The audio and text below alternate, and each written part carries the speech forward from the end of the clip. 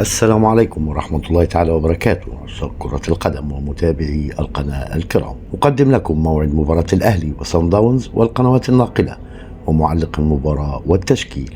وهي المباراة التي تقام في إطار مباريات نصف نهائي دوري أبطال إفريقيا. تقام المباراة على استاد القاهرة الدولي، وهي مباراة الإياب، وكانت مباراة الذهاب قد انتهت بنتيجة 0-0، وفرصة الأهلي كبيرة للوصول إلى النهائي حيث يلعب على أرضه وبين جمهوره. تقام المباراة اليوم الجمعة الساعة 7 بالتوقيت الصيفي لمصر، وفي تمام 7 بتوقيت السعودية والعراق وسوريا والأردن وفلسطين واليمن، وفي تمام الساعة 8 بتوقيت الإمارات وسلطنة عمان، وفي تمام الساعة 5 بتوقيت تونس والجزائر، وفي تمام الساعة 4 بتوقيت المغرب.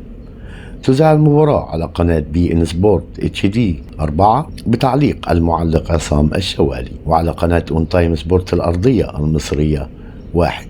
وإليكم التشكيل المتوقع للنادي الأهلي.